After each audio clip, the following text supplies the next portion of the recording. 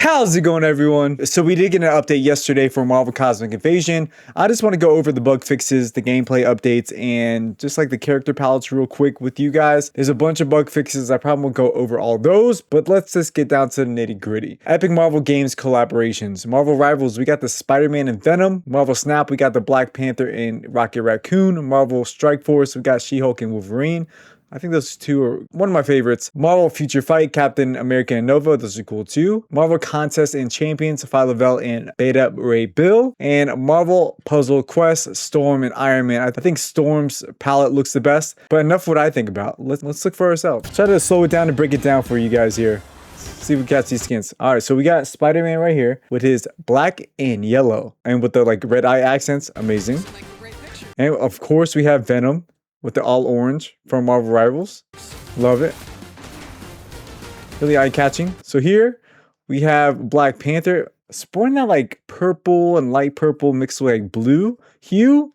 Same with Rocket Raccoon. Rocket Raccoon is going to be sporting that dark purple and like light purple.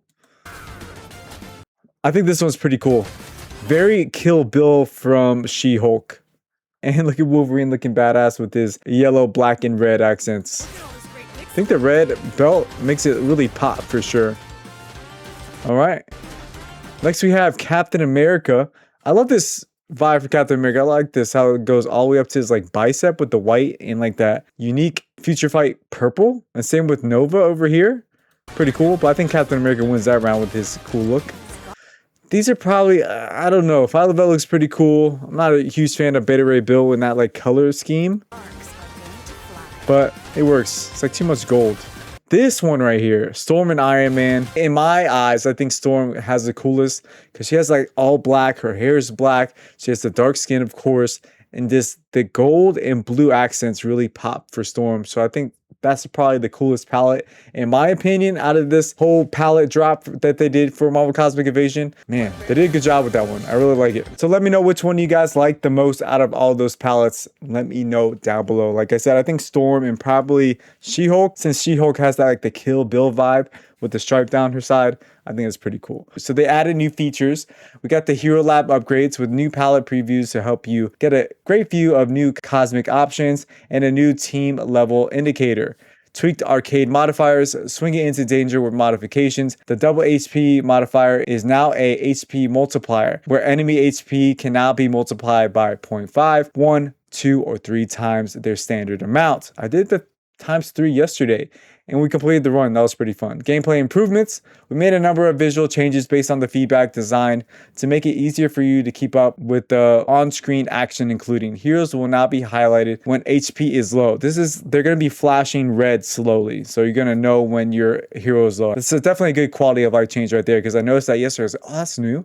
The focus bar has been split to make it easier to read. I did like that. I noticed that yesterday as well. Special damage number visual have been changed to red, making it easier to identify. That's a plus. The Heteropteron level larva bug has been tweaked to make the enemy stand out. In addition, we made added flashes on the larva during throw animations and introduced color cycle effects on the attacks. I did notice that. You can see like the glowing of the neck if they're about to throw out like a projectile. I did notice that. We're also taking some time to go back and further balancing on boss fights, tweaking these to provide a little more fair play. So let's go with Hela, increasing cooldowns for both Grudge and Hellblade attacks. Venom, reducing block and parry actions and removing combo parry. Increase a reaction cooldown, lowering damage on the bite attack and removing some post-Grudge attacks. Phyla-Vell, reducing block actions and lowering chance of using cosmic attack. We also added a cooldown on some attacks, increased the cooldown on Cosmic Fury, and lengthened the initial book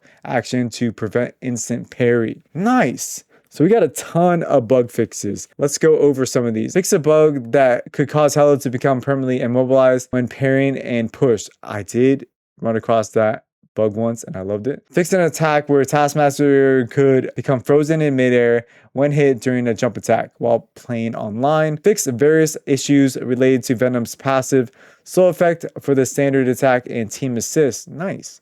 Fix an issue that would stop Storm from performing the combo if she performs a standard attack after being charged. crash fixes. Fix the crash if Sauron attacks an enemy or anything that's not a player. Fix a Thanos-related crash when hit by a turret projectile. Fix an issue which could cause a crash during follow-up attacks after Cosmic Ghost Rider's Rising attack. Fix a crash caused by the host disconnecting during Silver Surfer's Rising attack. Interesting that they caught that. Let's go level-specific changes. Added more gravity to one singular hot dog that was lacking it in level 1. Interesting. Added a med kit and a breakable in the final area of level 8. Switch the energy crystal to a med pack. Reduce the number of symbiote pools and corruption wave, aka symbiote balloons, and reduce the HP of corruption wave on level 9. Enhance a spawn delay of bug barricade and bug larva. Reduce a bug larva spawn zones and alter the final bug larva attack delay on level 13. We also have more tweaks. Tweaked item despawns to avoid risk of repetition of off-screen items. Fix an issue of Cosmic Ghost Rider chain which would remain on screen if interrupted while charging. Interesting. Drones of Hala will no longer be alerted when scanned dead players. That's good. Tweaked Spider-Man and Venom's web grab connections. That's a big one. Improved Cosmic Ghost Rider's chain visual during online play. Fixed Captain America's palette number 2 from being described as corpse file in the Cosmic Matrix. Fixed errors related to Master Mold's positioning. Fixed Wolverine's focus bar refill rate to match other players. I think his was lagging a bit, no? Fix an issue which would cause a special attack projectiles to appropriate damage. So what do you guys think? What do you guys think of the changes? What do you guys think of the quality of life? What do you guys think of the new colorways for our heroes? Leave in the comments below because I would love to hear. I think they're fixing a lot of things, a lot of hot fixes, a lot of quality of life changes to set up maybe for a future DLC. I still think that DLC is going to be dropping with a physical copy. I could be completely wrong on that, but the signs are pointing that way. We have Absalom's update releasing this month. We have Scott Pilgrim releasing next month. And I think it's a perfect time in April to release an update or at least a DLC for Marvel Cosmic Invasion. Let's keep our fingers crossed. Also, the reason why I think they pushed back Marvel Cosmic Invasion a month is that Scott Pilgrim EX releases in March. The physical copy was supposed to be released in March, and I'm like, the publisher is not going to sell 2 games in the same month. I think they want to spread out the money. I think they want people to buy the physical copy for Marvel Cosmic Invasion, because I know a lot of people have been waiting for the physical copy. So pushing 2 games that are kind of similar in the same genre, beat 'em ups, they're not going to sell them in the same month. That's the first reason why I think they pushed it back a month. Second reason is I think that they needed a bit more time for an update or a DLC. I could be completely wrong on that, but I mean, it's a good sign to say, hey, we need another month or so to really polish this DLC or update, and they're going to get it. And I think that DLC or update is going to be releasing with a physical copy. Like I said, I could be completely wrong, or we might get it. All right, guys, so let me know what you think of this smaller update, more of a quality of life, and some added new colorways for our heroes. Let me know what you think. Will you jump back into the game and try it out with these small changes and quality of life changes that I think would benefit the game in the future? Make the game as great as you can and then start building up from there. All right, guys, love you to pieces. Have a great one. If you enjoyed this content, give it a thumbs up, give subscribe. And if you guys want to stay in touch when I do drop content, click that bell notification down below because it'll mean so much to me. Stay awesome. A lot of cool games are coming out this week. I'm excited. Stay tuned. Until next time, peace.